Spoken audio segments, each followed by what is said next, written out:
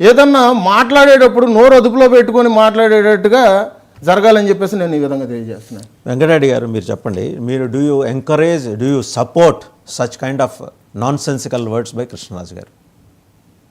Sir 100% ఖండించిన. First నేను ఆ రోజు కూడా ట్విట్టర్లో ఫస్ట్ ఖండిస్తా పెట్టింది నేనే. ఒకటి, ఎవరు మాట్లాడినా తప్పే అంటాం, కానీ మాట్లాడినటువంటి ప్లాట్ఫామ్ మీద వాళ్ళ యాజమాన్యం మీద కూడా చర్యలు తీసుకోవాలి. సో వాళ్ళ ఛానల్ ఎట్లా అంటే, ఇప్పుడు నేను అనేక ఎగ్జాంపుల్ చెబుతాను సార్.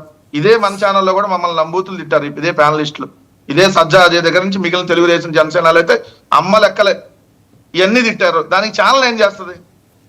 దానికి ఛానల్కి సంబంధం ఉంటుందా? చోట చంద్రశేఖర్ గారు ఎట్లా బాధ్యులు అవుతారు, లేదంటే వాసుదేవన్ గారు ఇంకో వర్మ గారు ఇంకో బాధ్యులు కాదు కదా. సో నేను అంటుంది ఏంటి, ఇప్పుడు ఆయన ఎక్కడ కొమ్మినేని శ్రీనివాస్ గారు దాన్ని సమర్థించాల. పాయింట్ నెంబర్ 1, ఆయన మీ అందరికీ తెలుసు చాలా సీనియర్ జర్నలిస్ట్ గా. వెంకటరెడ్డి గారు ఒకసారి ఆ షో చూడండి సార్. లేదు, ఒకసారి మీరు అది రిపీట్ చేసి చూడండి. కొమ్మినేని గారు కరెక్ట్ అని చెప్పేసి అని అన్నాడా లేదా ఓడ్ అనేది మీరు ఒకసారి చూడండి సార్. ఆయనకు తెలియదు, కొద్దిగా తెలియదు, తెలిసినంత మనం చెప్పచ్చు. మీకు తెలియదు లక్ష్మీకాంత్ గారు, మీకు అనుభవం లేదు, కొంచెం ఆగండి. సో ఆయన 50 సంవత్సరాల నుంచి ఏదైతే పత్రికా రంగంలో కానీ దాదాపు 17 సంవత్సరాలు 18 సంవత్సరాల నుంచో ఓన్లీ డిబేట్లు పార్టిసిపేట్ చేస్తున్నారు, కండక్ట్ చేస్తున్నారు. కానీ ఎప్పుడు ఏ రోజు కూడా అలాంటి ఎంకరేజ్ చేయాల. సో మొన్న కూడా ఆయన కొంత హెల్త్ ఇష్యూ ఉంది, సో ఆయన మాట్లాడిందని ఇలా మాట్లాడొద్దండి మీకు ఏదో కేసులు అవుతాయి అని కూడా ఆయన అనడం కూడా జరిగింది. దాన్ని ఎవరు సపోర్ట్ చేయట్లేదు. కానీ దానికి వివిఆర్ కృష్ణరాజు గారు మాట్లాడిన దానికి వైఎస్ఆర్ కాంగ్రెస్ పార్టీకి ఏం సంబంధం? అదే వివిఆర్ కృష్ణరాజు గారు 99 ఛానల్లో కూర్చొని మాట్లాడారు అనుకోండి సార్, 99 యాజమాన్యం మరి వైఎస్ఆర్ కాంగ్రెస్ పార్టీ మాట్లాడిచ్చిందని అంటారా? చెప్పండి సార్. నేను అంటా 99 టీవీ యాజమాన్యం బాధ్యత వహిస్తుందా? అదే ఏబిఎన్ లో కూర్చొని మాట్లాడారు. ఇదే సస్పెండ్ అయినటువంటి జడ్జి రామకృష్ణ ఏదైతే జగన్మోహన్ రెడ్డి గారు తలకాయ నరికేస్తా అన్నాడు, మరి తెలుగుదేశం మాట్లాడించినట్టే కదా. చంద్రబాబు నాయుడు గారు ఎందుకు బాధ్యత తీసుకొని క్షమాపణలు చెప్పి ఎందుకు కేసు పెట్టి అరెస్ట్ చేయట్లేదు? మరి ఇదే టీవీ5 ఛానల్లో యాంకర్ లమ్ము ముమ్ము భాషలు మాట్లాడాడు. సినిమా ఫీల్డ్ లో లమ్ములు లేరా ముమ్ములు లేరా అని. మరి టీవీ5 నాయుడేగా దానికి బాధ్యత. ఇప్పుడు మరి టీటీడీ చైర్మన్ ఎందుకు ఇచ్చారటంటే వాళ్ళకి, మరి వాళ్ళ మీద యాక్షన్ తీసుకోవద్దా?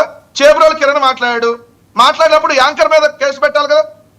ఆ ఛానల్ ఓనర్ గొట్టిపాటి వంశీకృష్ణ ఐటీడీపీ నాయకుడు, అతని మీద కేసు పెట్టాలిగా. ఈ ఐటీడీపీ నిర్వహిస్తున్న లోకేష్ మీద కేసు పెట్టాలిగా.